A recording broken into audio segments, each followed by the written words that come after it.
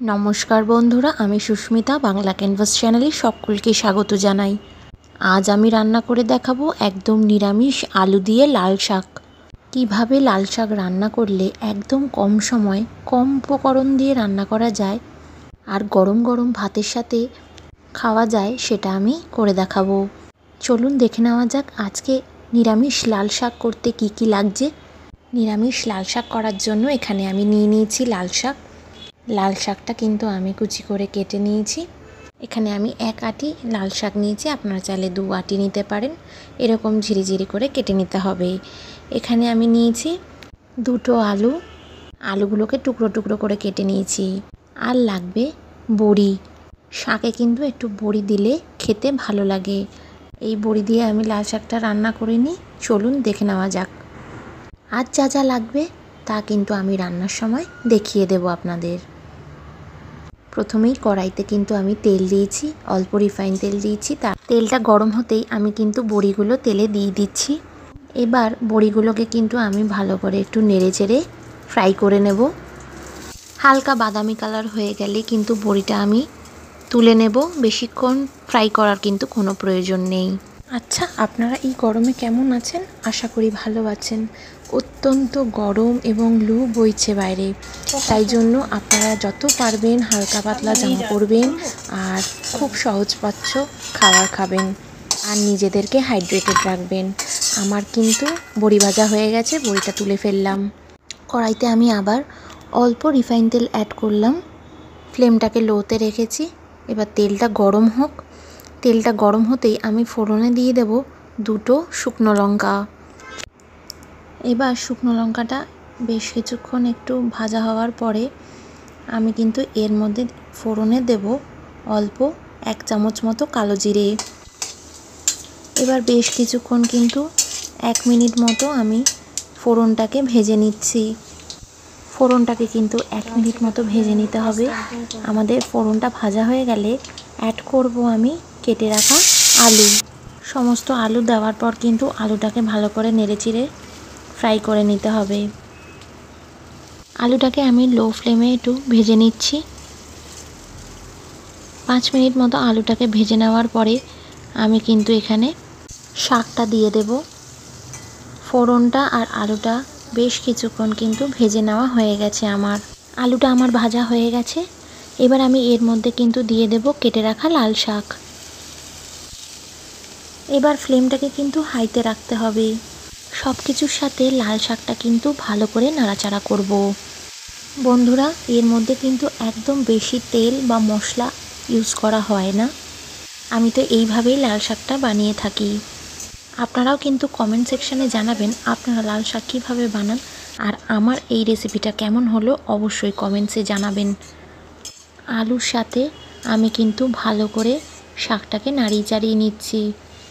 আমি হাই ফ্লেমে রেখেছি।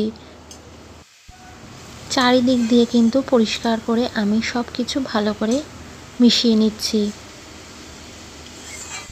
এই সময় কিন্তু আপনারা ঢাকা দিয়েও করতে পারেন, তাতে কিন্তু শাকটা আরও তাড়াতাড়ি নরম হয়ে যাবে। এবার আমি এর মধ্যে অল্প নুন অ্যাড করব। 2 থেকে আড়াই চামচের নুন আমি কিন্তু ইউজ করলাম, একদম ছোট চামচ। আর অল্প হলুদ গুঁড়ো দিয়ে দিলাম। ছোট চামচের হাফ চামচের হলুদ গুঁড়ো আমি দিয়ে দিয়েছি। নুনটার অ্যাড করার কারণ হচ্ছে যাতে লাল শাকটা তাড়াতাড়ি নরম হয়ে যায়। ভালো করে সব কিছু কিন্তু আমি মিশিয়ে নিচ্ছি। শাক থেকে কিন্তু জল বেরোচ্ছে, কারণ নুন দেওয়া হয়েছে, তাতে শাকটা তাড়াতাড়ি নরম হয়ে আসবে। এবার আমি এই সময় ঢাকা দিয়ে রান্না করব। 5-6 মিনিট বাদে ঢাকাটা তুলে ফেললাম। লাল শাক কিন্তু এবার নরম হয়ে এসছে, জল ছেড়েছে। শুধু আলু কেন, আপনারা কিন্তু বেগুন, কুমড়ো সবই দিতে পারেন লাল শাকে। গরম ভাতের সাথে খেলে তো পুরো ভাতই উঠে যায়।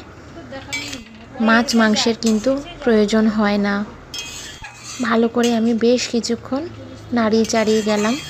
লাল শাকটাকে লো ফ্লেমে আছে এখন। আরও কিছুক্ষণ সিদ্ধ হবে। আলুটা একটু শক্ত আছে। আলুটা একটু নরম হওয়া অবধি আমি এটাকে আরও ঢেকে রান্না করছি। যখন লাল শাকটা দিলাম তখন তো একদম কড়াইয়ের ওপরে উঠে এসেছিলো। এখন দেখুন জল বেরিয়ে কইটুকু হয়ে গেছে। আলুও কিন্তু বেশ নরম হয়ে এসছে। শাক আসলে সফট হয়ে গেলেই অনেকটা কমে আসে।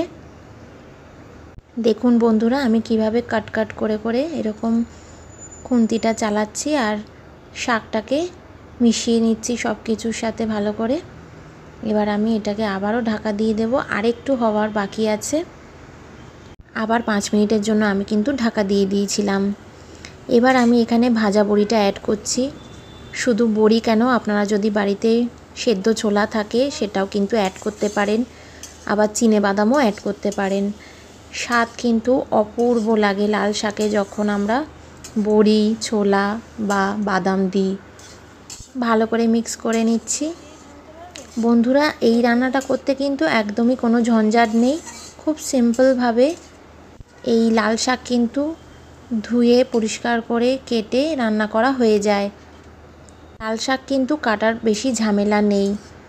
আমি আবারও ঢাকা দিয়ে দিয়েছিলাম। বড়ি আলু সব নরম হয়ে গেছে। লাল শাকে বড়ি দিলে কিন্তু ফ্লেভারটা দারুণ আসে আর লাল শাকের তরকারিটা ভালোও লাগে খেতে। অ্যাড করলাম 1 চামচ মতো চিনি।